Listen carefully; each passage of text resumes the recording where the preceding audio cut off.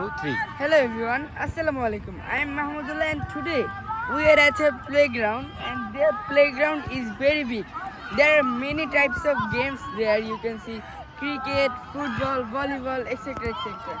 You can see on that side they are playing mini football and many games. On that side they are playing football, cricket, and on that side they are playing cricket, and the field is very big. You can see this is an enjoyable moment of every kid because the fields are the main reason in our playing games, because in the cities there are no fields, not much fields.